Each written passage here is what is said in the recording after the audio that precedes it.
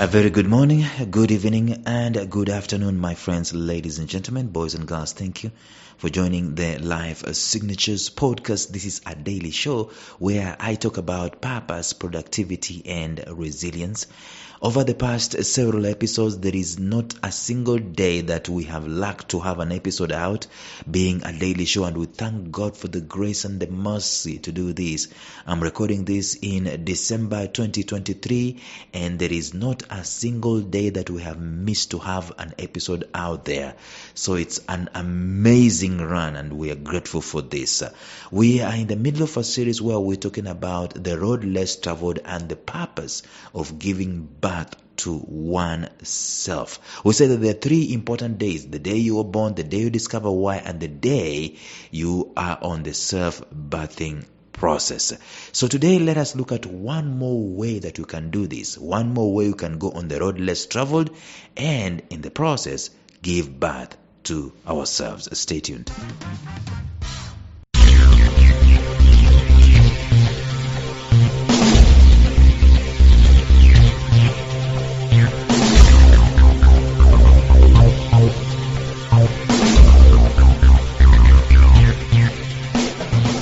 Welcome to the Life Signatures podcast with Lawrence Namale.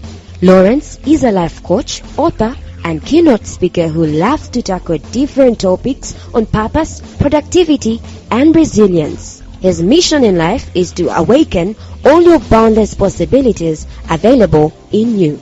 Life Signatures podcast is dedicated to bring to reality every single person who knows that deep down in their gut there's got to be more to life than this. And now, here is your host, Lawrence Namale.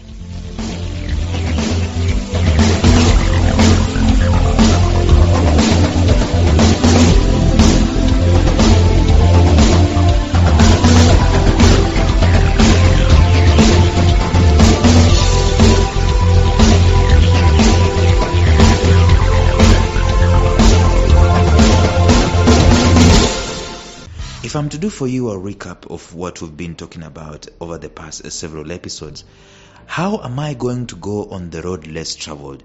The first thing we mentioned is that you're going to do the uncomfortable. That's a given. By the way, all these things, if you look at them, identify any champion, whether it's an individual in sports or it's a conglomerate or it's an organization, even a country, by the way.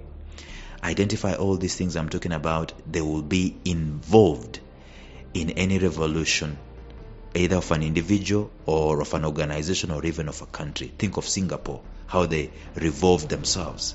The first thing on the road less traveled is to do the uncomfortable. The second thing is to do the unconventional. And the third thing that we're going to talk about today is daring.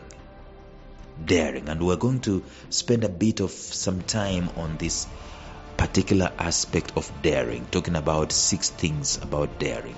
But you know what daring is all about. Sometimes we look at a few individuals in society and we say, hey, that guy is really daring. But you see, daring is not like something that is in the genes. It is something that is a human thing, just like marriage is a human thing. Daring is also a human thing. And those who choose to dare are those ones who are going to go on the road less traveled, and they're those ones who are going to realize who they really are, and they're those ones who are going to grow, and they're those ones who are going to be successful, those ones who choose to dare. And the thing is that every single one of us has different levels of daring, and daring never really comes to an end. We have different levels of daring in our lives.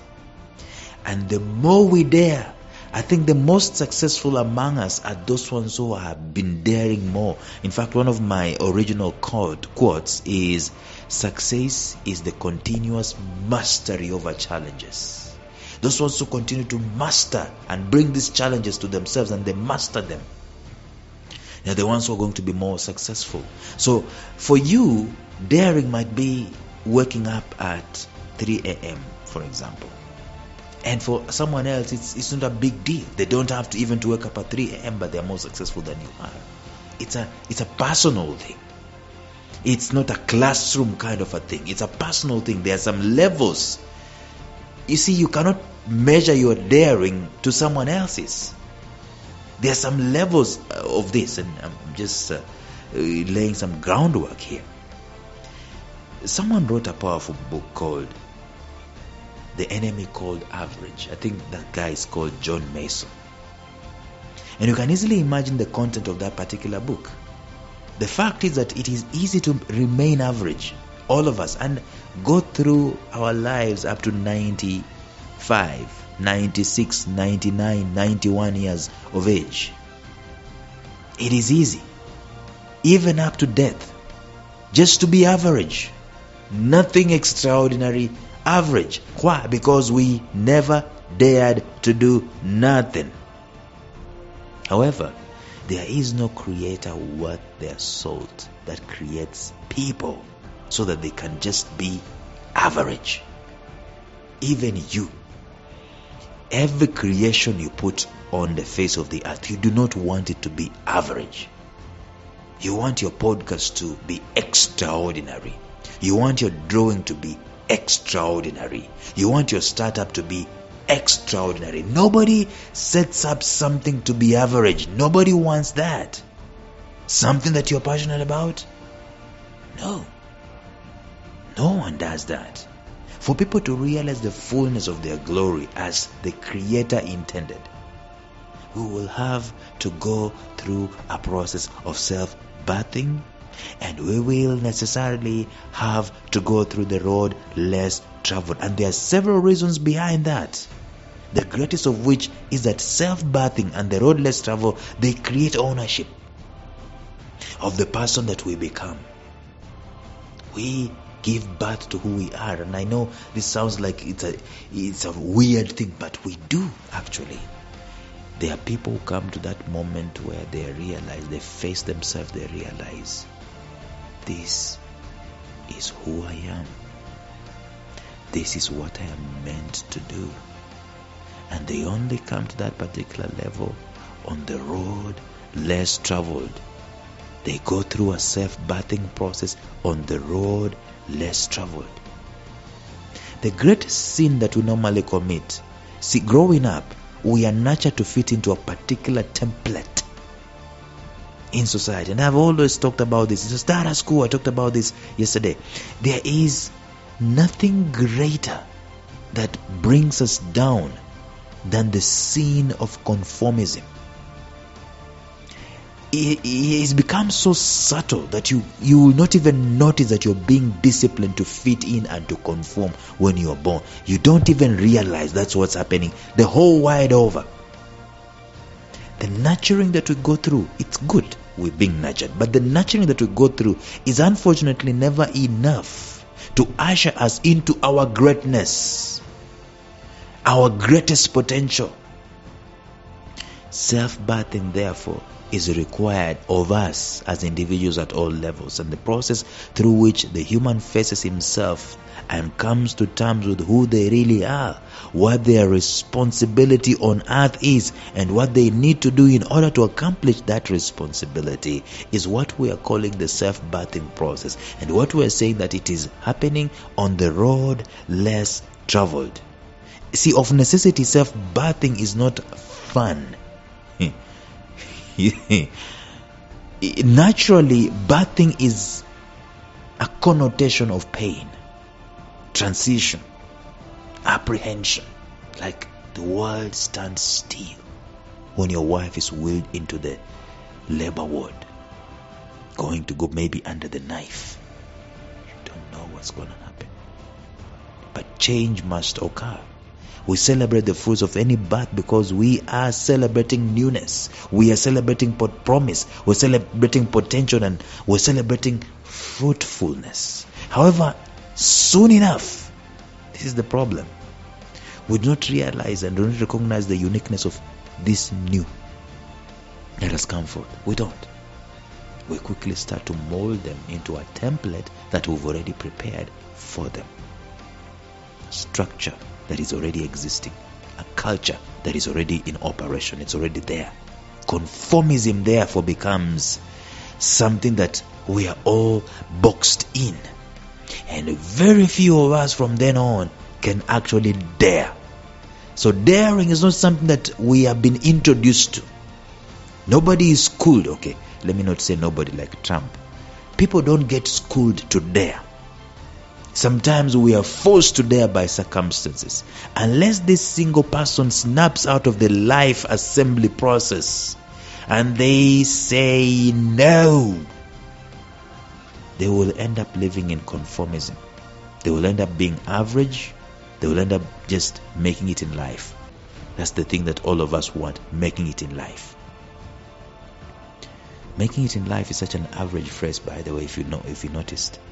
Because the goal is not to be something extraordinary. The goal is to look for comfort.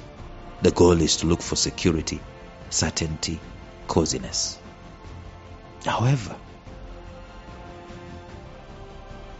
that is not the goal of life. The goal of life is to contribute. It is to impact. It is to influence. It is to make this world a better place. That only is what we should be looking for. It is brought forth by the self-birthing process. And the self-birthing process, we've talked about doing the uncomfortable, doing the unconventional, and now we're talking about daring.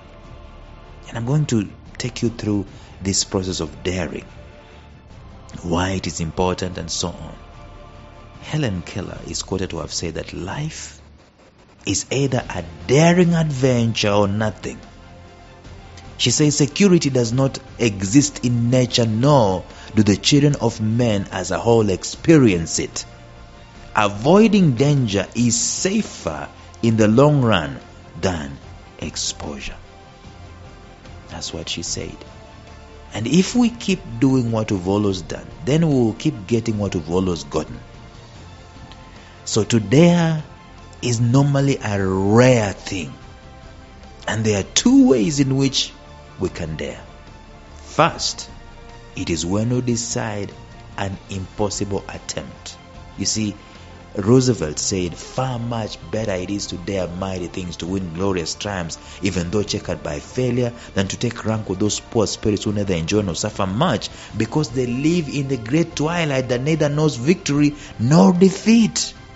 So the first way to attempt a dare is when we decide to do the impossible, and the other way is to dare when life introduces you to one impossibility. In other words, you have no option but to do things. You've been forced by circumstances around you. Things have changed and now you've got to do it. They say you come to your end. Now you know that in this hole the only way is up. Or like, what is this guy called? Bob Marley said, you don't know how great you are. I've forgotten the quote. Sometimes we do not know how powerful we are until how strong we are, until being strong is the only option that we have left. In other words, you have no option because the circumstances around you have changed. In a normal setting, I would never ride a bicycle for 50 kilometers. During the lockdown in Kampala in 2020, when COVID came, I did that because I dared to do it. I was forced by the circumstances. I must say that I saw my limits that day. It was a very seriously interesting process, a self-birthing process of sorts. It's what Bob Marley said. We have no idea how tough we are until being tough is the only option that we have left. So starting tomorrow, we are going to look at some of the advantages of going on a dare, even in this self-birthing process. But until then, bye-bye.